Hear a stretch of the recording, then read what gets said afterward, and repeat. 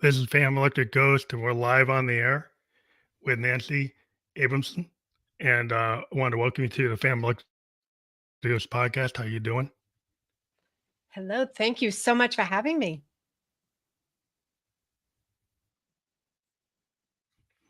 Well, it's always interesting to talk to new people. We're glad to have you on the show today. We're actually at episode 1044, tracking that Congratulations. since 2016 on Apple Podcast. And today, yeah, it's like we just podcast so much. We just sometimes we don't realize how long we've been doing it. But we also got your link up there, the www.bookacallwithnancy.com. That will be fully clickable on everywhere that we're published. We're on all the major podcast platforms. So you'll be able to click through so you don't have to worry about trying to remember that. But it's going to be up during the podcast. Now, the other thing we want to tell people about is this today we're going to have this topic: costly consequences of the trap of comparison and what to do instead to grow your business and enjoy your life. So that's a word for, but we'll get into the details of that. And we also want to let people know, I forgot to say that we are sponsored by Newsly.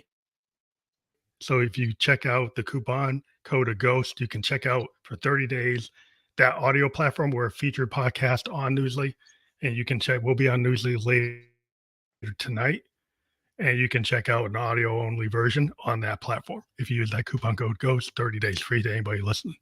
So starting with that, we do like to ask one question to everybody comes on the podcast, like what motivates you? Like why do you do what you do? That is such a great question. And I grew up in New York, and when I graduated college, I was in corporate accounting, working in the world of accounting and finance. And I was working on the hamster wheel of corporate world, working until 9, 10, 11 o'clock at night, almost every night. And I was good at what I did, and I got so burnt out. And I didn't know it could be different. I didn't know. Like, I grew up, I was the poster child for you've got to get good grades in school so you could get into a good college, so you could get a good job, so you can work really hard and have a great life later. And that's what I was doing. And then years later, when I was a CFO of a company, I helped the company get sold. I was burnt out, and I started a business where I had total freedom with my time, and I had control over my calendar, and I didn't know life could be that great. Like, Yeah, I didn't know it was that's possible. it's very transformational when you start to do things on your own timetable. Because a lot of times we've been taught that we've got to be in these roles. Like be the lawyer, be the doctor, be the corporate professional, and Yes. be like, on the hamster wheel, jump. I used to have to travel like all a road warrior. And that was like a badge of Mm, honor that you're like Sunday out, Thursday back, Sunday out, Thursday back is like, and thinking that that's what you have to do. But yeah. I think when you start to realize like, hey, I have some things in my life and it's not childish or you to want to do what you want and find a way to fit that in. So it The is other kind thing of I life found, changing when you can figure it out. absolutely. I also learned that I'm an extrovert. And some people don't understand what the difference between an introvert and an extrovert is, because the common theory is, or the common definition, people think it's whether they're social or not. And it's not. Like, I have a lot of clients Mm, that are social and they're introverts. So really the definition is, if you are mm. around a lot of people, does it energize you or does it totally drain you and suck all the energy out of you? I'm an extrovert. Oh, Like, when I'm around a lot of people, having a conversation with you and being with friends, that energizes me. If I'm not around people for too long, then I get totally deflated. train. I'm like, energy Oh, suck. Well, to be an accountant, yeah, you're spending most of my days in the doing journal cube. entries and reports, you could imagine that was not a lifestyle for me. So having found a way that I can use all of my experience and help others. My clients make me do the happy dance because I get so celebratory, and I love when they are having their wins and transformations. But spending my days talking to people instead of on a computer doing journal entries and looking at reports, I am so much more in alignment with who I'm meant to be. So that's part of how I ended up doing this. Yeah, that kind of alignment, a lot of times you don't find it because you feel like it was selfish for me to want to take a dream and engage on it, and it might not be as solid. A lot of people are scared to get out of the more solid kind of known career. Like, if you have the Right. accounting, well, that's a solid thing you do 30 years and get your It came retirement and get easy your to me, pension. so I stayed with it. Yeah. But it's I like, do. you said it was like soul sucking. It was like being in that box was Yeah. draining you. So you actually started to realize who you were. And a lot of times people, they don't realize like they're not, well, you start to kind of get clues, right? Because you don't feel good. Right. Right? You start to realize that like what you're doing, if what you're doing every day is not making you feel good, then maybe that's the first hint that you're not in the right Absolutely. position. And I think we are all different. I mean, that's part of what makes the world go round. If everybody was good at the same thing, then what kind of a society would we have? If everybody was great at building, then everybody would build stuff, but nobody would sell it. Nobody would become doctors and lawyers. And we're meant to be different.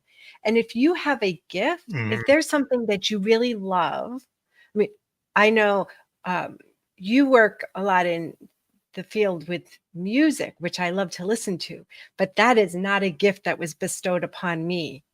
So, but if you have a gift, it's in your best interest to follow it. Like, do what you really love and what you're great at, because you were given the gift for a reason. Yeah. Well, it's so satisfying. Like if a lot of times musicians, like people say, well, why do you do it? Like if not every musician is in the top 20, right? But we do it because we love it. But there's an expectation in society that you got to monetarily show that it's worthwhile. But a lot of time the arts, you can't show a monetary benefit, but there's a soul benefit. There's a heart mind Absolutely. benefit. And in today's world so transactional, it's hard for people to get their heads around like, how could you do something when you don't make any money? you know, but Yeah. Well, and it leads into some of the conversation that you asked, or that we were like arranging to speak to today, with the trap of comparison. Are we living our lives for ourselves or for somebody else? And mm, are we doing what we want to, or comparing ourselves to others and living our lives based on what they think versus what we really love and want to?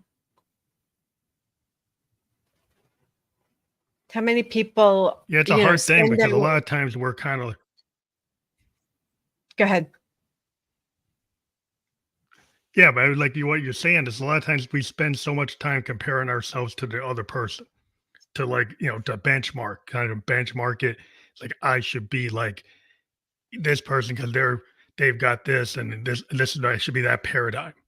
And we find that a lot of times people will Yeah. like clone, they copy, they don't like originality is very is sometimes rare because there's a lot of people that aren't willing to kind of push.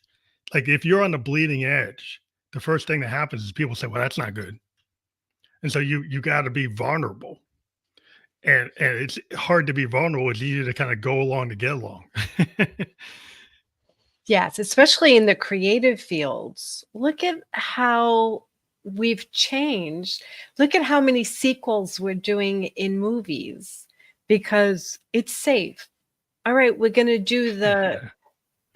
the number Yes. 2, the 3, the 4, because all right, well, we know that the others made money.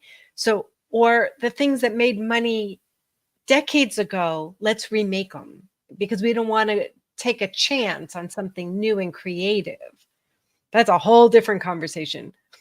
But think about Yeah, how many, but it's not, if you look, how many times people are trying to keep up with the Joneses, and they're buying mm, houses that they can't afford, to live in neighborhoods that they can't afford. They're buying cars that they can't afford to look good compared to somebody else. And they're barely sleeping. They're depressed. They're anxious. They're stressed because they're just trying to keep up. And it's not even the things that they really love or want for themselves. but like if you're trying to, you might even not even be around people that you like. Like you're like they might not be the best people for you to be around. It's kind of like the law of Yeah. attraction. Like if you let the law of attraction kind of guide you, you'll kind Right. of go toward the people that like are positive influences. But if you're trying to force something like this square peg in a round hole, you could be living in that community and like hate it, like totally hate it, be out of place, feel really anxious, and because you're trying to put on airs, you're putting on a mask, and then you don't feel good, and then like, Right. but why would you don't feel good? Because you're not where you're supposed to be. It's so true.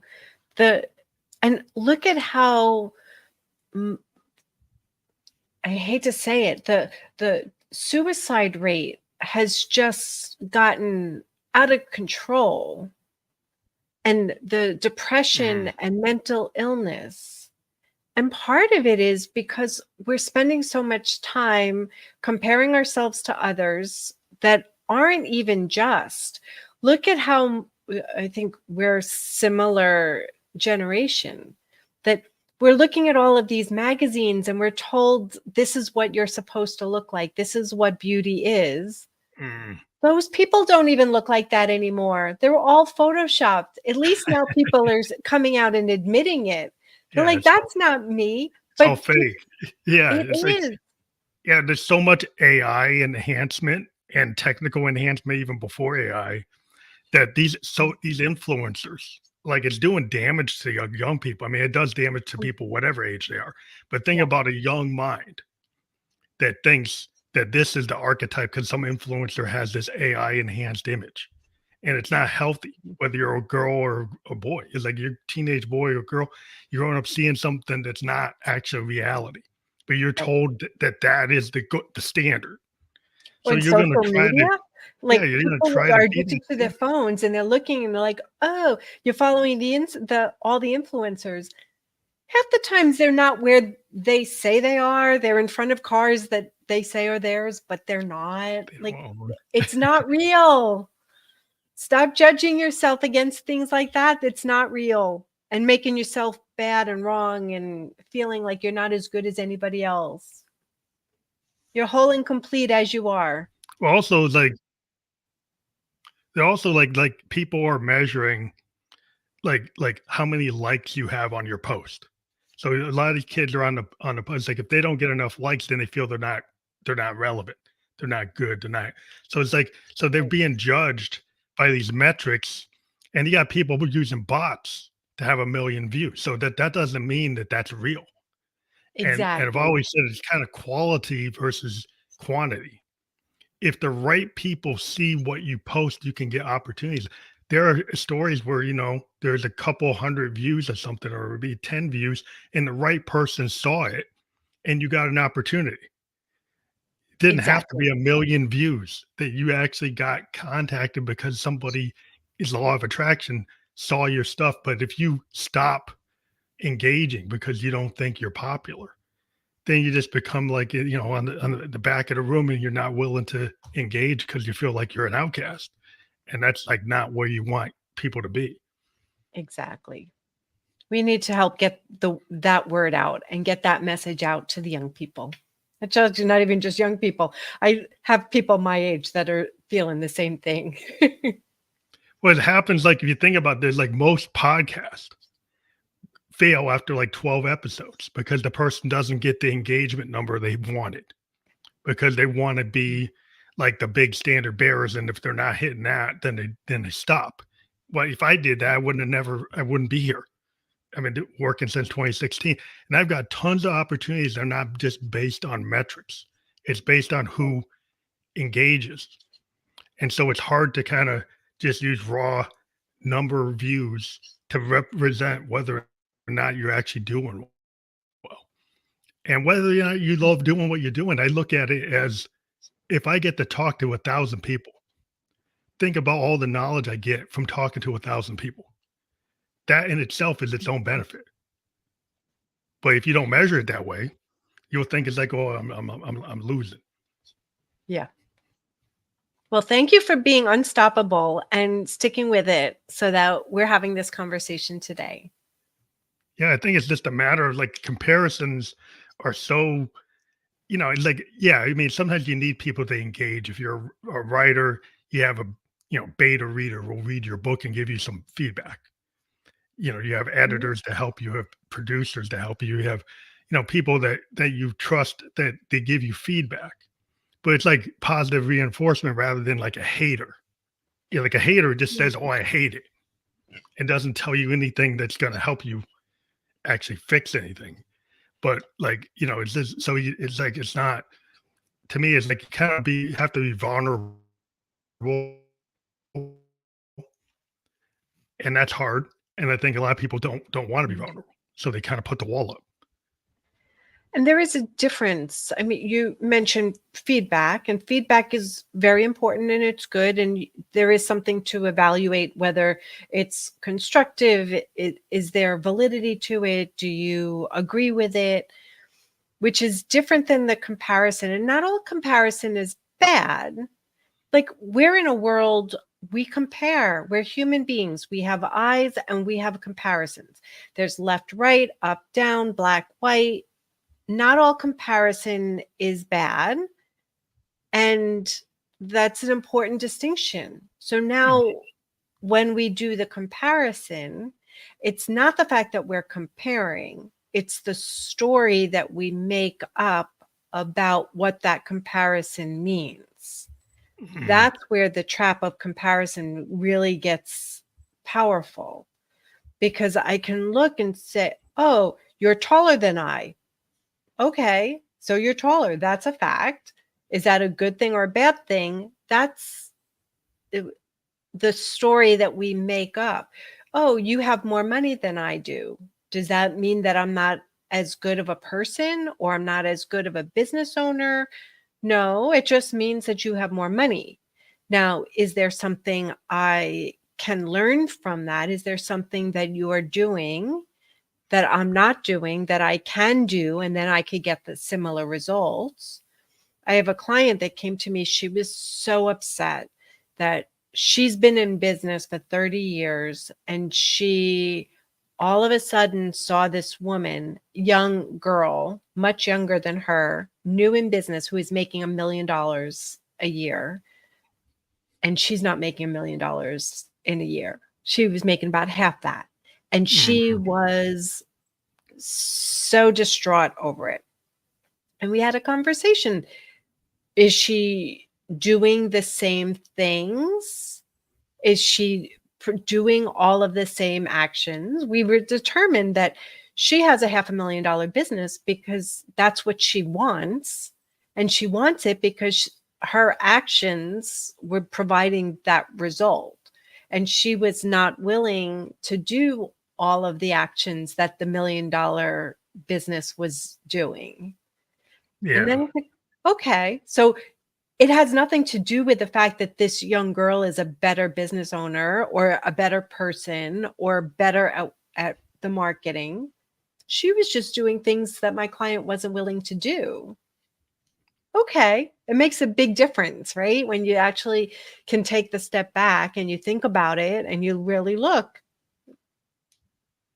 Yeah, I it think could be like if you don't know the personal circumstances of that person exactly, like what, or if they're totally kind of they're so focused that maybe they don't have a balance in their life. Maybe there's certain things like your other clients, like there's certain things they don't want to do, or they want to have time to be with their family. They want to do just examples, but they could be certain things that they want to have space for. The other person could absolutely. be so directed that they're going to put like 800%. And then they don't have time. And then it could be like the later in life, they could say, well, oh, I really don't like what I've been doing. I got the money, but I don't like the result because do they have the peace Exactly. of mind? Because sometimes, like, what is Exactly. the point of having $1 million? Is it the $1 million, and what does it give you? Like if you have 500,000, but you feel good, like until the day you heard that somebody else had a million, you were feeling okay, and then suddenly you heard somebody else had a million, and now you're not feeling good. But it's like if you were feeling good for 30 Mm, years about what you had done, then you you have get to it. kind of Exactly. measure that. You get it. Mhm. Yeah, because it's like you can't be in everybody's shoes. Everybody wants to, but they don't know exactly what that person's doing. They don't know everything that they're giving up or things that they're willing to do, and maybe you're not willing to do that. And Right. so, yeah, like you said, it's like it's the comparison trap. It's interesting because now we have so many people, like you said, they just want to repeat the past. And tools like AI and stuff, like what does it do? It finds stuff that already exist and then Exactly. pulls it.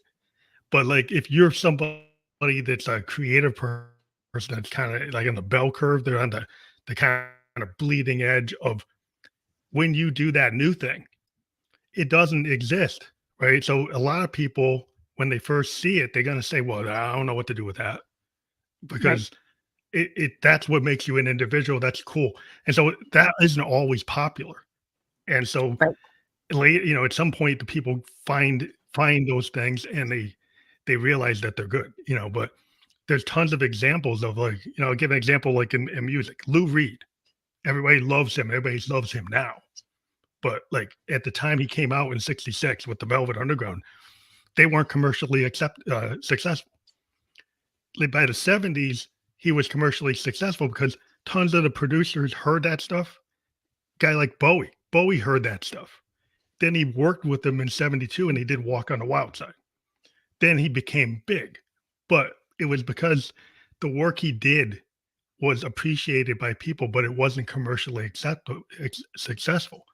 So it was like he did it because he loved doing what he was doing. And then it found like the law of attraction, it found like-minded people. And then he got opportunity later on. It wasn't at the moment he did it, but it happened later. So it's not always like instant gratification. Yeah. It very rarely is instant gratification. Those overnight successes are usually years and decades in the making. It just feels like it's an overnight success, but it's not. And no growth happens in the comfort zone. So that whether you're talking in the creative and in the arts or in business or in life, our brains want to keep us small. Our brains want to keep us safe. This is safe. It's that fight or flight. No, no, no. We want to stay safe. And safe is what is already known. And it takes the courage to step out of the comfort zone, to try that new thing, to be able to stand up and say, no, I'm doing this. Oh, but that hasn't been done before. But I feel really confident. And to be able to do that anyway, that takes courage. Yeah, I wonder, like when you're working with businesses, and then maybe the trap with a business is like look at the competitor, and they say, well, like this competitor X is like the best in widgets, and I'm Right. competitor Y, and I want to get to where X is. And maybe the first thing they do is they try to just take the X product and make their own version of it. But then it's like, well, how do they differentiate themselves? From that product? Like, how do they get to the right zones? Like, maybe it's not cloning what already exists, but finding like an angle, like what is deficient about that, and what could I do to actually make it better? But yet, so many people just like put the same flavor and just kind of spin it to get part of the market share. So, like, what in business is like, is it typical that people just want to find a way to just stay safe, like we've been saying? Well, definitely, people. There are a lot of people. People want to stay in the comfort zone. There's a certain type of person that will keep pushing the edge, because once you do the new thing, then that's the new comfort zone. So if you are that growth minded individual, then you're always looking to grow and expand. But you talked about the businesses. So with my clients, I help them define success on their terms. Like, what does success mean to them? So you mentioned earlier, is success making lots of money and also having time for the family and having time to travel, having time for the fun? Or is success hitting financial targets and you don't care how many hours you work and you'll sacrifice everything to get to a certain threshold? Those are generally not my people. My people generally want the time and money freedom, and that want to actually enjoy their lives. So they have a more Every holistic kind of balanced life. Yeah. But every success is going to have their competitors and the people that are going to try to copy. I mean, that's just the society that we're in. So then you get to choose. So what makes you different? How can you do it a little differently? And what sets you apart? If you're if you're doing the exact same thing, then the company that was there first, it's going to be hard to take the market share from them. You're going to need to come up with a different spin or an edge. It's generally adding new value, adding some different spin, adding some extra value, or cutting the price, which is how we end up with the situation with China doing everything cheaper, not necessarily safe. They don't care if they use, the poison in the paint, and if they, oh, so what if it's disposable and it breaks easy? We don't care, because they decided they're going to copy based on the cost of it. Yeah. And You then get, so you get the cloned product, but it lasts like 30 days or like, right. So then then you got to keep on buying it. So what's the utility having to buy something 5 times if it's cheaper if you got to buy it 5 times? Not everybody does that, though. They don't think about it. They're like, oh, it was so cheap, I'll just replace it. It's not a big deal. And then they don't always do the math of how many times did I buy the same thing. But for your listeners, like, you get to decide, like, who do you want to be in, like, what kind of a business? So do you want to be competitive on price? Do you want to be competitive on value? Do you want to, have your new path that you create, and you get to do something new and different, and you create the new road that other people are going to try to follow and catch up to you? You get to decide, what does success mean to you, and how do you want to show up in the marketplace? Yeah. Yeah, I think that's interesting because a lot of times people are so into the price, like you said, kind of like the China model, is that I'm just Mhm. going to low price it. And even with services, like, so if you say you're a computer designer, it's like, well, I can get some guys in Mumbai to do that design for like half the price. Yep, But you then could. it comes into the quality of the design means you got to redesign that thing 5 times. So if it's the same kind of it's the same scenario. So if you have like they were cheaper for their hourly rate, but if you have to redesign it 5 times, you spent more money maybe than what you did with the person that actually did it right the first time. So Or you're not in a time that's the zone problem that's I think in the convenient. marketplace. Yeah. Yeah, there's a little bit of lag. Sorry, we overstepped. But or you like, there's a time zone that might not be convenient. Somebody's working in the middle of the night just to be able to have a conversation, or like, you get to decide. Yeah. Yeah, you can choose that, or you can work with me and you get this customer service, you get this quality, you get this, you get this. Yeah, yeah. Because if there's like, well, if I have customer service people that the customer complains because they can't understand the conversation. So Yep. then if you did that just based on the low cost of that labor, but if you start to measure the satisfaction of your customers and they start saying, well, I don't like it because I don't understand, I can't get my problem resolved because they don't understand what I'm asking them. Yeah. Or so then it's like, okay, it's like if the price model seems to drive a lot of things, and then eventually people have to realize the quality matters. But it seems like there's been this issue in business where quality is like, oh, well, that's something we don't have to worry about. So I wonder, I'm hoping it's the pendulum is coming back the other way, because there have been a lot of people that and businesses that I've been speaking with that it's starting to come back where the quality does matter. And because there are a lot of people that are like us where the quality matters. You know, I have a business vendor that I work with. I know that if I need customer service, I have to call in the morning, because if not, then I get people that are in other countries that are substandard. If I want the good quality, and I've stopped working with businesses for that very reason, because the customer service, when I had a question or a problem, was so frustrating. I don't have 3 hours to go through the process of escalating to get to the supervisor, to get to somebody that actually helps me.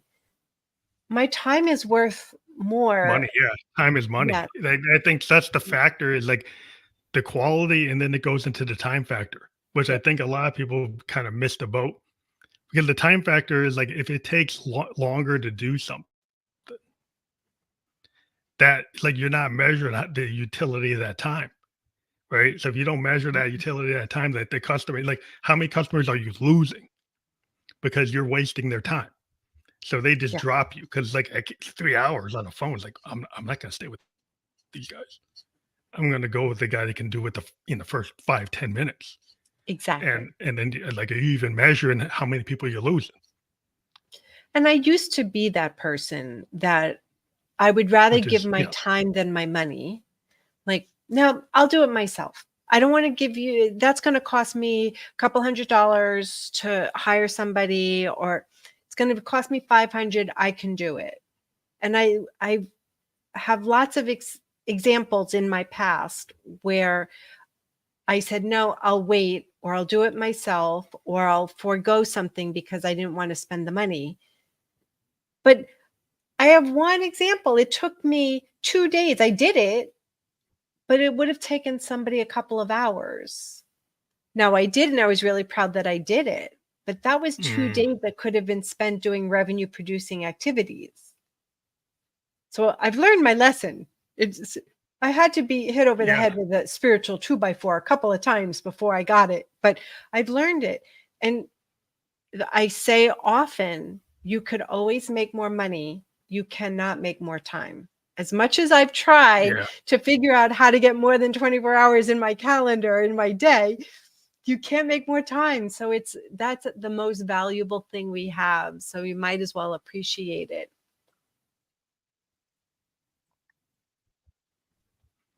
So I always like to try to kind of come up with a question like this is like, what are like the top three like lessons learned from looking at this idea of comparison, the trap of comparisons? Like, what are like three key like Dark, light, tall, small, tall, short, big, small. Like we're going to compare, but notice the stories and what we make it mean. Because so for example, I learned earlier, I was so jealous of a friend of mine. She was in this relationship. She was married. She was married to the best guy. Like, and here I was dating and getting frustrated in the dating situation. And I was so jealous for so long. And then I found out that she was getting divorced and that she's been miserable for like 10 years. oh wow, yeah, surface So, level stuff you never know. Because so right. the So we deeper sit you there go.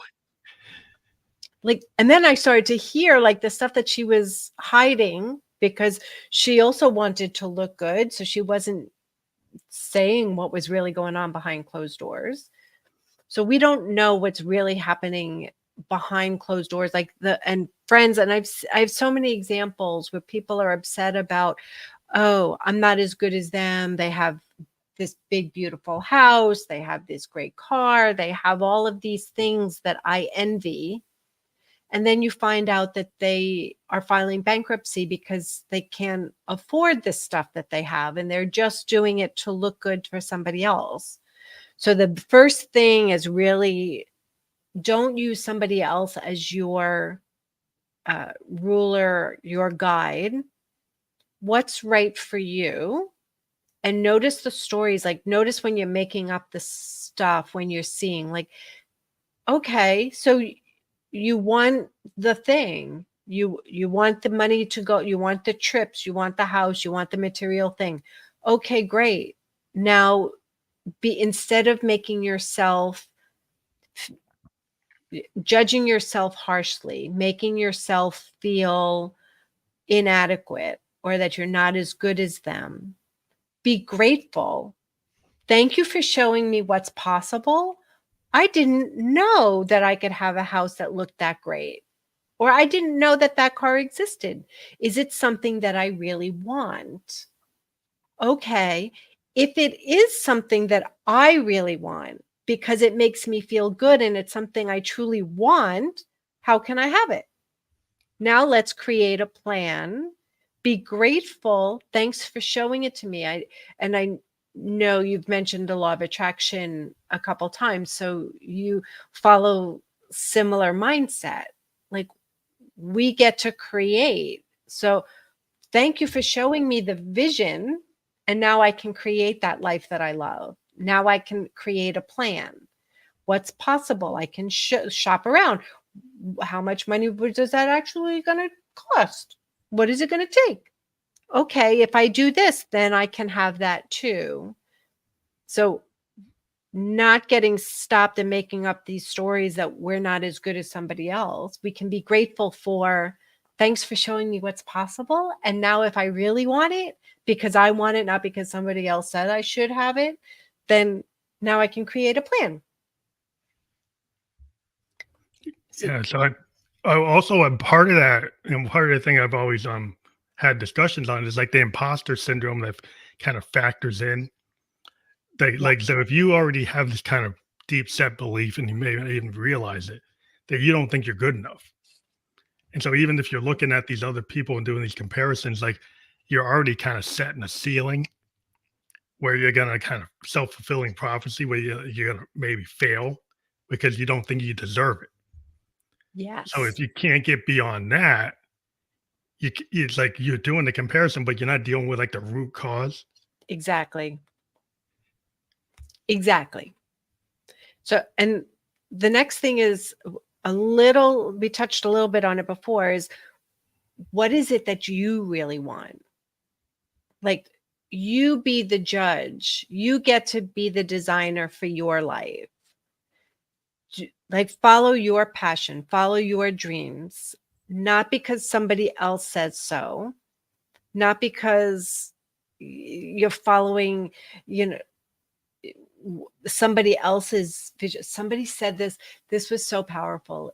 If somebody wouldn't die for you, then why would you let them live your life for you? Hmm. And I thought that that was so powerful. Like, oh, yeah, but it's Yeah. true. Live the life for you, and you create the terms. Well, because like once you start living on your own terms and you're Mm, not living by somebody else's rule set, then I think it becomes very freeing. Like I've always looked at like people I've admired, like look at like William Blake, look at like Miles Davis, look at Hendrix, look at like Orson Welles. It's like Orson Welles made this statement that when he was doing Citizen Kane, he didn't know what wasn't possible. So he thought if I used the camera, I could just make it like you do it. He did things with the camera that hadn't been done, and nobody told me he couldn't do it. So because he hadn't been trained, he just looked at it and said, "Well, I should be able to do this because I feel like doing this." And so he did a lot of really innovative things because he didn't feel like he had like the canon of being trained. He wasn't limited by the rules. I He came love at that. it from this kind of outside perspective, when I watched the conversation where they were talking to him about it, says, I didn't know what I was doing. I just thought you could do it. And people thought it was brilliant. It's like, I just thought I could use the camera and use it in this way that everybody so you're so innovative. It's like, wow, it's like nobody told me I couldn't do it. That is so powerful and so true in life. Like, how often did we've seen both? I didn't know it was impossible, so I just kept going. Like, what if it was possible? To ask yourself that all the time instead of, okay, I can't. And I have clients that say that. I've, family, friends, oh, I can't have that. It can't be done. That can't be. Can't. But what if you could? What if it was possible? And when we start asking that, and there's like a switch that flips in your brain when you ask the question, you can't, but what if you could? What if it was possible? Then what? And then you can sit down and start seeing and become aware of like some ideas that will start coming to you. Like, oh, well, I did that. My friend kept asking me to go take a trip with her, and I wanted to travel, and I was going through a rough financial time. I'm like, yes, I want to go, but I can't. Didn't even look at what was possible. I just felt like I had these limiting beliefs. Nope, can't. And finally she called me one day and she said, but what if I could get a deal on airfare, or if we could use some frequent flyer miles? I hadn't even looked to Yeah. see what the prices for the flight were. I just automatically stopped myself and said, no, I can't. Oh, but wait, for $200, I could do $200. Okay. And then what if, and then we started playing that what if game. What if it was possible? And what if we could do this? And what if this happened? And what if we took a bus instead of this? And the bus was only $12. I'm like, so I went to Barcelona and Tenerife for a week and a half and had an amazing time. Yeah, I think sometimes people just like they're not willing to even entertain possibilities because they think it's just out of the range, and it's just it's like an interesting story. Like I lived in Japan for 2 years, from 2004 to 2006, and there would be a lot of people saying, "Well, why would you do that if you don't know how to speak Japanese? So how are you going to be comfortable living there for 2 years?" So well, you have to be willing to know that, yeah, I don't know it, and I'm going to learn it.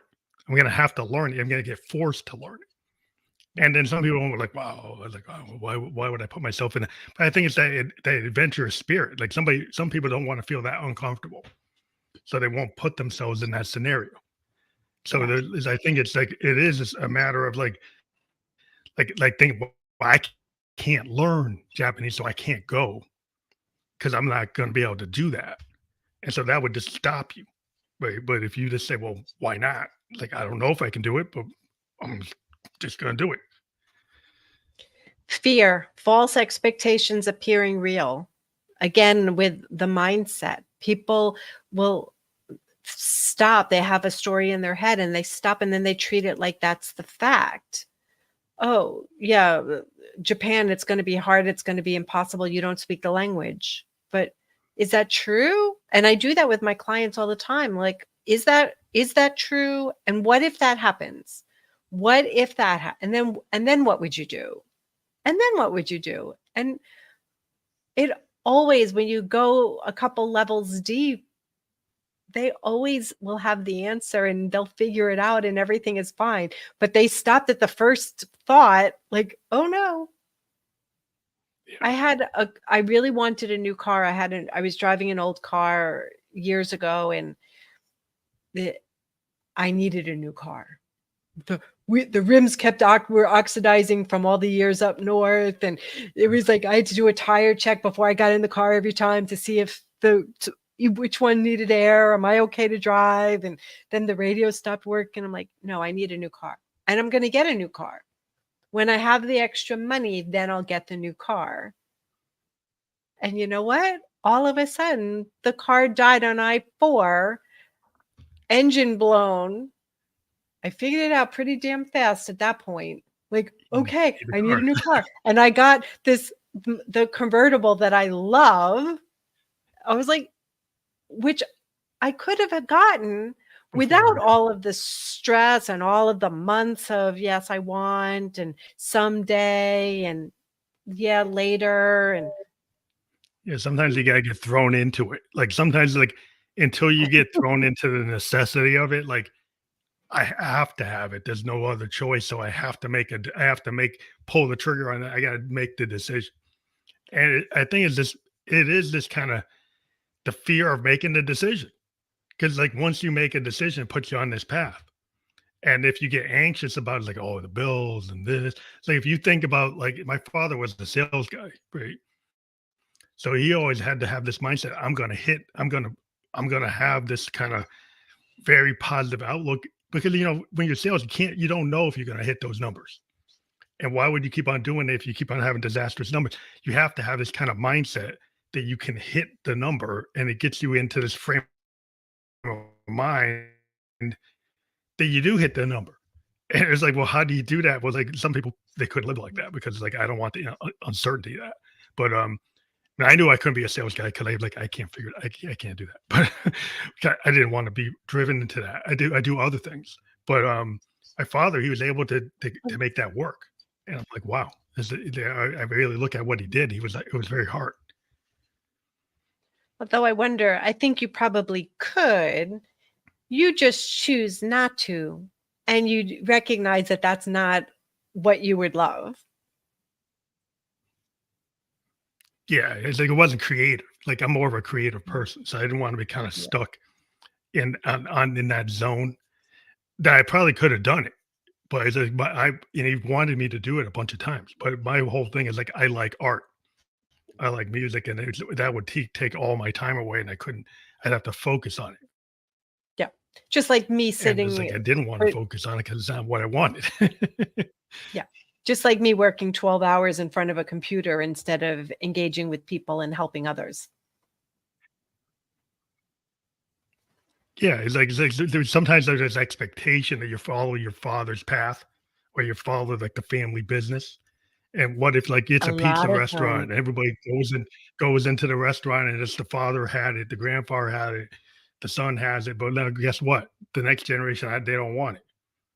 They want to do something else.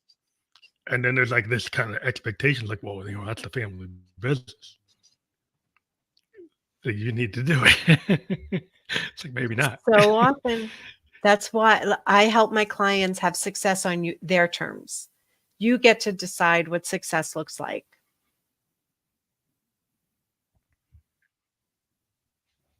Yeah, I mean, I think that's something that is like revolutionary, right? To some people, when they discover it, do they come back and tell you like, wow, I didn't realize that was the secret sauce. Well, and it's really the passion and the determination is so crucial. One of the stories that I like to share it when I talk about success. Michael Jordan, do you know that he couldn't make his varsity team? He couldn't make the varsity team. And when he finally got on the team, he was not a starter by any means. He was not good. And his hard work and determination, because he's the hardest working basketball player, paid off. I mean, he is unquestionably the greatest basketball player. All the Olympic medals, all the championship rings. He couldn't make his varsity team, but he was so passionate. He had that burning desire. He had that great work ethic. Well, that was probably like if he had made the team, he might not have gotten to where he is. Right. Sometimes it's the adversity that causes the passion, that causes the drive, the discipline to get the 10,000 hours of practice to get to the level. Like if Exactly. you, a lot of people don't realize that it's when you have the trials and the tribulations and the steps along the way that maybe you make a misstep, and that's what kind of I've always like dived into a lot of the creative people I'm into. And it's usually like their failures that drove them to where they got to be. And a lot of people just want to remap that and say it's all success. But most of the time, everybody I've read about, it's the key like failure that was like a crucible moment that drove them into like this passion state to go after it the way they did. And the determination that every time failure isn't bad, it's just feedback. Thomas Edison failed 1,000 times before he actually got the light bulb to work. He knew he wanted to create an incandescent light. He failed 1,000 times. Thank goodness he kept going. Else we'd still be Yeah. lighting with candles, and Lord knows how we would be even having this conversation on a computer without that. It's like experimentations. Like it's like experiments, like scientists, like when we do software development, I don't know how many versions we do of where things aren't working. It's always like that. We have so many iterations of what we do that doesn't work. And it's like our passion is that we make it work. And it's usually, I mean, it's so rare that it ever works out the box. It's mostly like it's like some kind of variation, multiple version, iterative development. That's why we're into this idea of like we do iterative development now instead of like waterfall. We do these like iterative, like over time agile. And agile is this concept of like you can have these iterations and it doesn't have to be perfect for you to like move the project forward. Where the waterfall, you had to be like all or nothing. And now we have this Who's the one process that where said that it has to be perfect and that failure is bad? Like, it's that growth mindset versus the fixed mindset. So something doesn't work. You can be all beaten up and like, forget it, chuck it all, it blah, blah, blah, blah.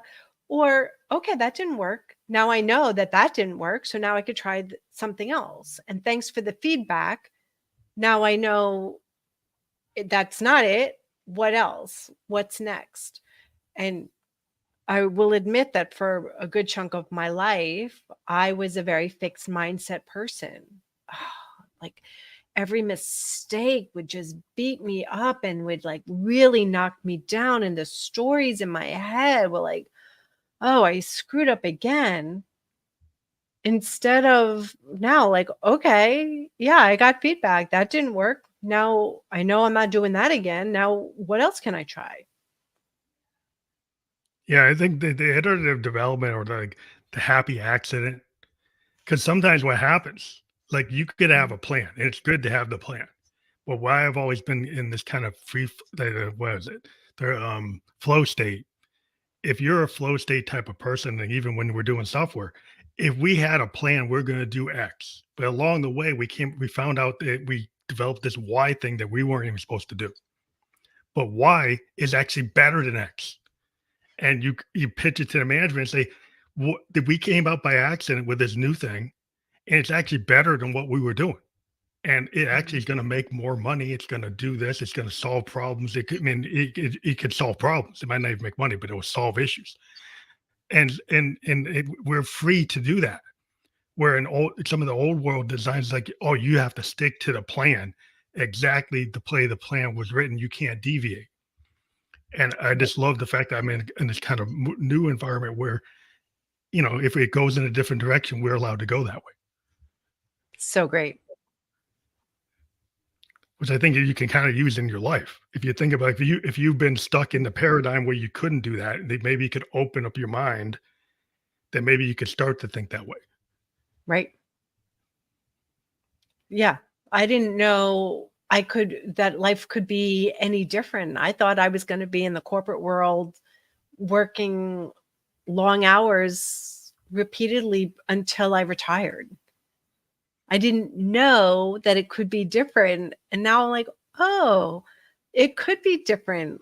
Look at that. Like, wow, that's what's possible. I didn't see it before. And now the I'm not going back to the way things used to be. I will create my own corporate structure with the happy harmony and with the time freedom. Now, as we get to a close, I like to ask people, like, what are some things about you that maybe the audience wouldn't expect? They should know about you that maybe they wouldn't just they wouldn't know, that you would think would be like the top 3 things about you that were like maybe unexpected. Top 3 things. I am also a photographer. My dad got me into photography as a kid, and I've been taking pictures ever since, and love going out with my camera, especially shooting animals and landscapes, waterscapes, travel photography. I am also a diver and love to swim with sharks, and have a great picture when I went shark diving with the great whites. Wow. I have so many amazing gifted opportunities that I swam with whale sharks and great whites and That's cool. the giant mantas, and just the amazing world under the ocean. And I still, as much as I love all kinds of music, I'm an 80s big hair rock girl. Through and through, I'm a big hair 80s rock girl. That's cool. 'Cause we're kind of out of the rock era, and I'm a child of the '70s, and I'm kind of into like the Doors, Hendrix, and like that's not the age we're in. But I've always been to like those classic guys like Zeppelin, Of course, Cream, Zeppelin. and I'm like, I would where are the bands like that? exactly, because everybody's stuck in the middle of the bell curve. We have to keep doing what's been selling. So, yeah, that's a whole nother conversation Yeah, that we we're can kind of have. stuck in there. Yeah, it's a whole nother thing. But but people find the things they like, and then things come back. It's like waves. So I think it's like Yeah. like the 20s flapper music can go back. If there are people that like it, they bring it back. So like any old era can come back when people show some kind of nostalgia about it. But I want to thank you again for being on the podcast. It's Thank you for always having me. a great time to talk to people with different perspectives. And I want to thank you for being on the show. And this will be published on all the major podcast platforms by tomorrow. We were live on Facebook, YouTube, and Twitch. And thank you for being on the Family Look to Go show. Thank you so much for having me. And if any of your listeners like this and want to discuss the trap of comparison or success further, give me a call. Book a call with Nancy.com. I would love to have a conversation, see if I can support and serve you. Yeah, and that's clickable when we're published. You'll be able to click through and get to that everywhere. That link will be activated. So thank you again for being on the show. Thank you for having me. It's been a wonderful conversation.